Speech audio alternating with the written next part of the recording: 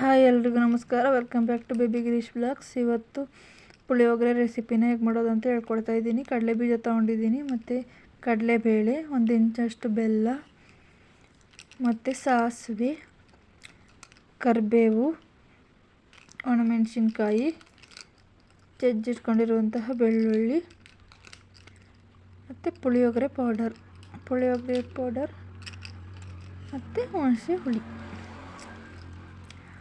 ಇದು ಕರಿಬೇವು ನಮ್ಮ ಮನೆ ಹೊಲದಲ್ಲೇ ಇದ್ದಿದ್ದಂಥದ್ದು, ಇವಾಗ ತಾನೇ ಫ್ರೆಶ್ಶಾಗಿ ಕಿತ್ಕೊಬಂದಿರೋವಂಥದ್ದು. ಮತ್ತು ಅರಿಶಿನ ಪುಡಿ. ಇವಾಗ ಹೇಗೆ ಮಾಡೋದು ಅಂತ ಹೇಳ್ಕೊಡ್ತೀನಿ. ಒಂದು ಬಾಣಲಿ ತಗೊಂಡು ಅದಕ್ಕೆ ಸ್ವಲ್ಪ ಎಣ್ಣೆನ ಹಾಕ್ಕೊತಾಯಿದ್ದೀನಿ.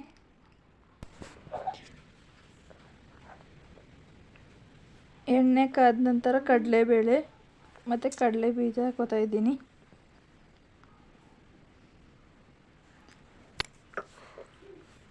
ಸಾಸಿವೆ ಹಾಕ್ಕೊತಾಯಿದ್ದೀನಿ, ಕರಿಬೇವು,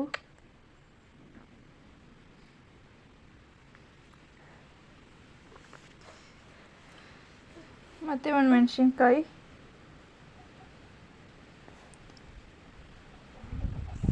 ಜಜ್ಜಿಟ್ಕೊಂಡಿರುವಂಥ ಬೆಳ್ಳುಳ್ಳಿ ಹಾಕಿ ಫ್ರೈ ಮಾಡ್ಕೊತಾಯಿದ್ದೀನಿ.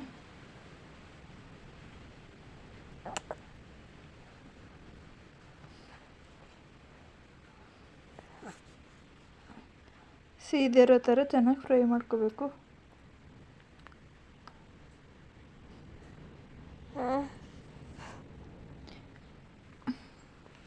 ಇವಾಗ ಹುಣಸೆ ಹುಳಿ ಆ್ಯಡ್ ಮಾಡ್ಕೊತಾ ಇದ್ದೀನಿ. ಸ್ವಲ್ಪನೇ ಇರೋದು, ಅದು ಜಾಸ್ತಿ ಇದೆ ಅನ್ನೋ ಥರ ಕಾಣಿಸ್ತಾ ಇದೆ. ಇವಾಗ ತಿರುಗ್ಕೊಳ್ಳೋಣ. ಹುಳಿನ ಚೆನ್ನಾಗಿ ಬೇಯಿಸ್ಕೋಬೇಕು.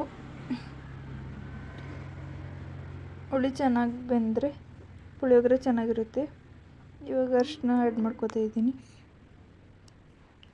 ಇವಾಗ 1 ಪೀಸಷ್ಟು ಬೆಲ್ಲ, ಯಾಕಂದರೆ ಹುಳಿ ಅನ್ನಕ್ಕೆ ಹಿಡಿಬೇಕು, ಅದಕ್ಕೋಸ್ಕರ ಬೆಲ್ಲ ಹಾಕ್ಕೊಳ್ಳೋದು.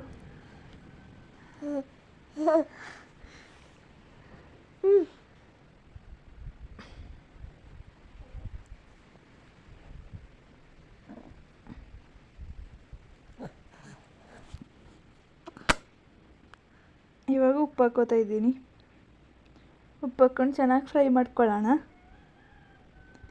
ಇದು ಪುಳಿಯೋಗರೆ ಹುಳಿನ ಇಲ್ಲ ಅಂದರೆ ಒಂದು 15 ದಿನದಿಂದ 1 ತಿಂಗಳು ತನಕ ಸ್ಟೋರ್ ಮಾಡಿ ಇಟ್ಕೊಂಡು ತಿನ್ಬೋದು,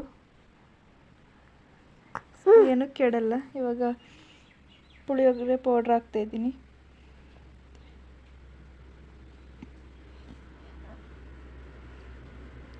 ಈ ಪೌಡರ್ನ ಮನೆಯಲ್ಲೂ ಮಾಡ್ಕೋಬೋದು, ಬೇಕಂದರೆ ಕಮೆಂಟ್ ಮಾಡಿ, ಅದು ವಿಡಿಯೋ ಹಾಕ್ತೀನಿ. ಚೆನ್ನಾಗಿ ಫ್ರೈ ಮಾಡ್ಕೊಳ್ಳೋಣ. ಈ ಥರ ಎಣ್ಣೆ ಎಲ್ಲ ಮೇಲ್ಗಡೆ ಬರಬೇಕು, ಆ ಥರ ಫ್ರೈ ಮಾಡ್ಕೋಬೇಕು.